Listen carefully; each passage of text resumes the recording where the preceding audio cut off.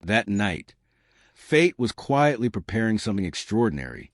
As the rain grew heavier outside, Daniel tightened his jacket around his son and stepped into the hospital for his night shift. The marble floor shined under bright lights, and the air smelled of medicine and silence. To Daniel, this hospital was not a place of luxury. It was just another reminder of how unfair life could be. Yet he walked forward with patience, the same patience that had kept him alive through years of struggle. Upstairs, Lily lay in her private room, staring at the ceiling. Machines beeped softly beside her. Nurses came and went, checking charts, adjusting tubes, and whispering apologies with their eyes. Lily could understand more than people thought, and every day felt the same, quiet, lonely, and painful. Her mother, Evelyn Royce, sat near the window, holding a tablet full of unread emails. Billion-dollar deals waited for her attention, but her heart was somewhere else. She watched Lily's fragile chest rise and fall, and felt a familiar ache in her chest. "Why can't I fix this?" she whispered. She had conquered markets, destroyed competitors, and built an empire from nothing. Yet her daughter's smile remained out of reach. That night, Evelyn left the room quietly, tears filling her eyes, trusting the doctors and nurses to do what they always did. That was when Daniel arrived. While mopping the hallway floor, Daniel heard a faint sound, not a machine, not footsteps, but something softer, a broken cry. He paused, listening carefully, and followed the sound to Lily's room. The door was slightly open. Inside, Lily's wheelchair was angled awkwardly. A small stuffed rabbit lay on the floor, just beyond her reach. Lily tried to move, her face tightening with frustration, but her body refused to respond. Daniel stood frozen for a moment. He knew the rules. He wasn't supposed to enter patient rooms. One mistake could cost him his job, the only thing keeping his son fed. But then Lily's eyes met his. They weren't demanding. They weren't angry. They were just tired. Daniel slowly stepped inside. "Don't worry," he said gently, his voice calm and warm. "I've got it." He picked up the rabbit and placed it in Lily's lap. Her fingers trembled as they wrapped around it. For a brief moment, the room felt lighter. Daniel smiled. "My son used to love toys like this," he said softly. "He named them all. Thought they had feelings too." Lily made a small sound, not quite a laugh, not quite a cry, but something in between. That sound changed everything. From that night on, Daniel found reasons to pass by Lily's room more often. Sometimes he just waved. Sometimes he spoke a few kind words. He never pushed, never expected anything. He simply showed up. Slowly, Lily began to respond. Her eyes followed him. Her breathing softened when he spoke. Her hands moved, just a little, when he encouraged her. Daniel brought his son one evening, asking permission from a nurse. The boy laughed loudly, told silly stories, and made animal noises. Lily watched closely, her lips twitching as if trying to copy the sounds. For the first time in years, nurses saw Lily smile, a real smile. Doctors noticed small changes too. Her muscles weren't stiffening as quickly. Her responses were delayed but intentional. Something was happening, something no scan could explain, and yet no one dared to tell Evelyn. Until one morning, Evelyn walked into Lily's room and froze. Lily's head turned toward the door. "Mom," Lily whispered, a broken sound, barely a word. Evelyn dropped her purse.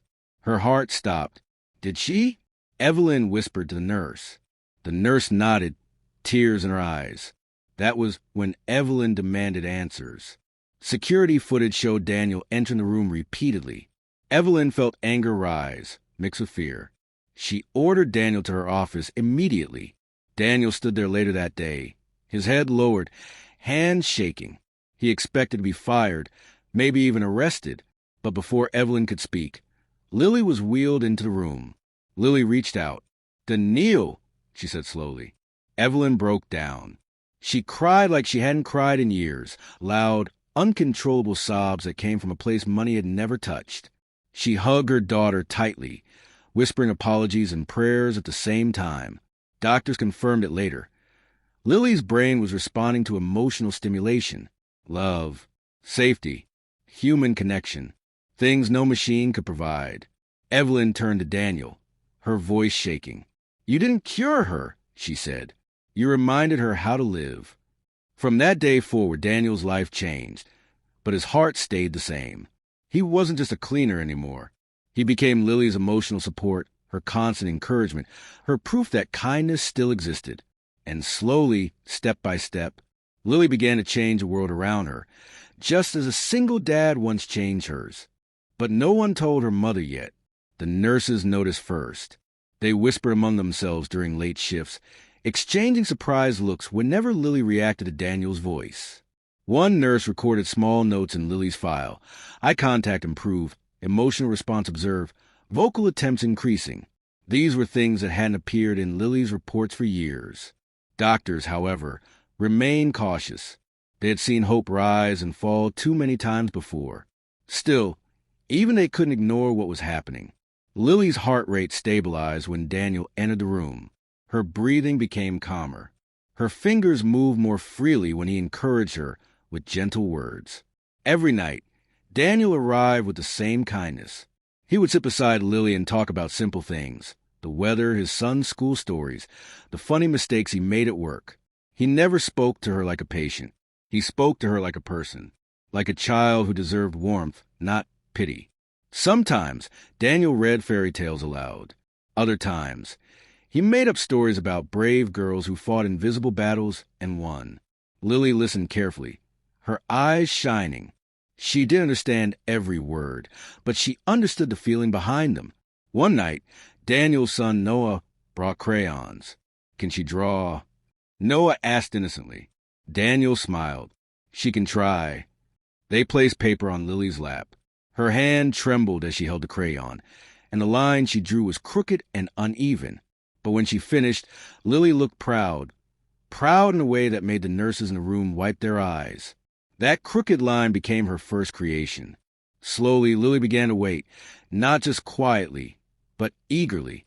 Her head turned toward the door, whenever footsteps echoed in the hallway. When Daniel was late, she grew restless. When he arrived, her face softened instantly. This change didn't go unnoticed forever. Evelyn and Royce began to sense something different about her daughter. Lily seemed more awake, more present. The usual emptiness in her eyes was fading. Evelyn wanted to believe it was progress, but fear held her back. She had hoped before. She had been disappointed before. Still, one evening, Evelyn watched from the hallway without being seen. She saw Daniel kneel beside Lily, showing her pictures on his phone. Photos of Noah learning to ride a bike, laughing with missing teeth. Lily let out a soft sound that almost sounded like laughter. Evelyn covered her mouth. This man didn't know her wealth. He didn't know her power. He only knew her daughter, and that terrified her. The next morning, Evelyn demanded a full report from the doctors. They spoke carefully, explaining emotional responses, neurological stimulation, and unmeasurable progress. "What changed?" Evelyn asked sharply. The room fell silent. Finally, a nurse spoke. "There's a cleaner. He spends time with Lily." Evelyn's expression hardened. "A cleaner?" she repeated. That word echoed painfully in her mind. She felt anger rise, not at Daniel, but at herself. How had she missed this? How had someone else reached her daughter before she did? She ordered security to monitor Daniel. Cameras confirmed everything, his kindness, his patience, his quiet presence. That evening, Evelyn confronted Daniel. He stood stiffly, expecting punishment. "I never meant harm," Daniel said quickly. "I just wanted her to feel less alone." Evelyn looked at him for a long moment. Then Lily did something no one expected. She lifted her hand. "Stay," she whispered. Evelyn's breath caught in her throat. Years of pain crashed over her at once. She fell to her knees beside her daughter, sobbing uncontrollably. All her strength, all her success meant nothing in that moment. Daniel quietly stepped back, giving mother and daughter space. But Lily reached for him again. That was when Evelyn understood. This wasn't disobedience. This was healing. From that day on, Evelyn allowed Daniel to remain, not as a cleaner, but as a part of Lily's daily routine. She observed closely, learning from a man who had nothing yet gave everything. Weeks passed, and Lily's progress continued. She formed clearer words. Her muscles responded more often. Doctors were baffled. Medical science searched for answers. Love had already found one. And as Evelyn watched her daughter laugh for the first time since birth, she finally broke down, not in grief, but in gratitude. A miracle was unfolding right before her eyes, and it had begun with a single dad, holding a mop and choosing kindness over fear. The miracle didn't come from money. It came from love and patience. The room fell silent except for Evelyn's sobs. Years of pain, guilt, and unanswered prayers poured out of her all at once. For the first time in her life, she felt powerless, not as a billionaire, not as a business leader, but as a mother who had almost lost hope. Daniel remained standing near the door, unsure whether to stay or leave. His hands trembled. He had never wanted attention, never wanted praise. All he wanted was to make sure Lily felt safe. Doctors quickly gathered around Lily, running tests, checking monitors, whispering in disbelief. Scans showed small but undeniable changes. Neural responses were forming where doctors once believed nothing could exist.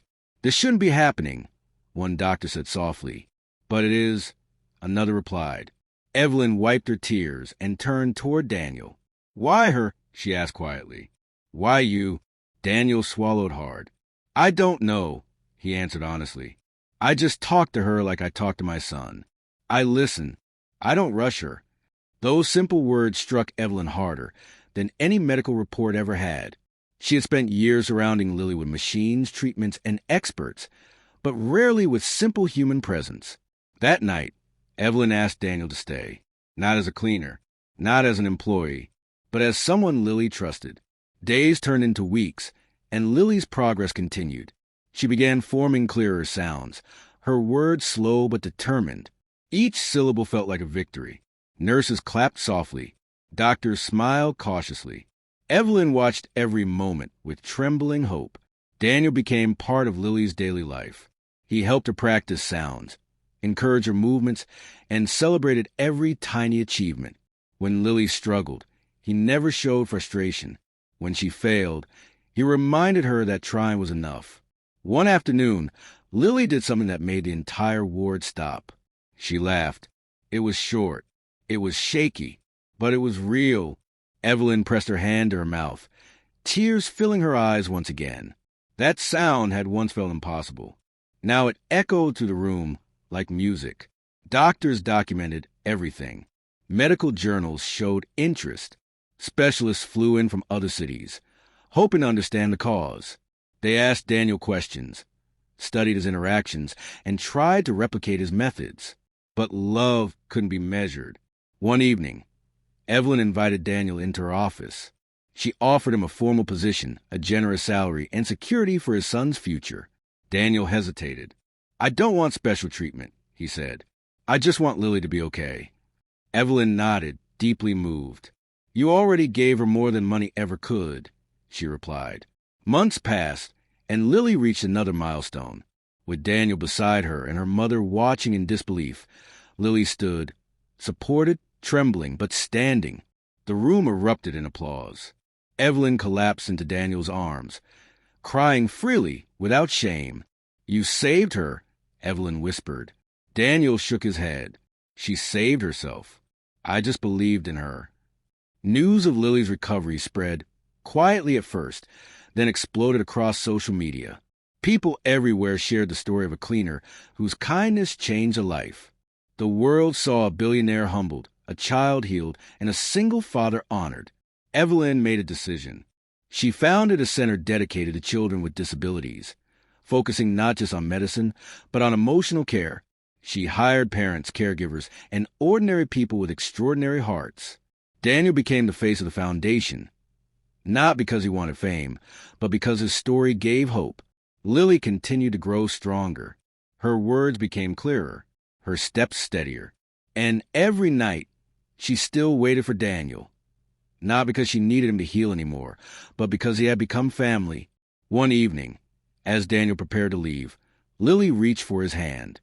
"Dad," she said clearly. Daniel froze. Evelyn smiled through her tears. In that moment, it didn't matter who was rich or poor. who gave birth or who raised. What mattered was love. The kind of love that listens, the kind that stays, the kind that creates miracles. And the world would never forget the night a single dad proved that patience, kindness, and belief could do what billions could not.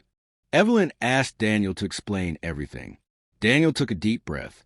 He wasn't used to speaking about his life, especially not in front of powerful people and doctors. With his eyes lowered, he began telling his story, how his wife had died suddenly from illness, leaving him alone with a newborn son, how the world had moved on while his had fallen apart, how nights were the hardest, filled with fear, exhaustion, and unanswered questions. "I didn't know how to be a father," Daniel said quietly. "I just knew I had to try." He spoke about learning patience the hard way, through sleepless nights, through tears he hid from his son, through moments when giving up felt easier than continuing. Love, he explained, was not something loud or dramatic. It was showing up every day, even when you were tired, even when no one noticed. "I don't have money," Daniel said, his voice steady but soft. "But I know how to care." Those words stayed with Evelyn. That night, she stood quietly outside Lily's room, watching through glass. Daniel sat beside Lily, never rushing her, never demanding results.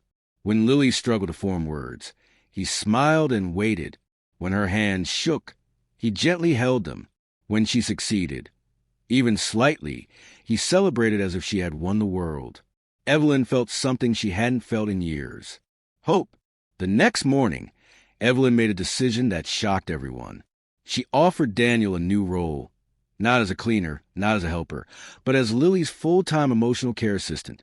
The salary was generous, enough to change Daniel's life forever. Daniel hesitated. "I don't want people thinking I'm here for money," he said honestly. Evelyn met his eyes. "You're here because my daughter trusts you." Daniel accepted, not for wealth, but for stability. For the first time since his wife's death, he could breathe without fear of tomorrow. Yet money did not change him.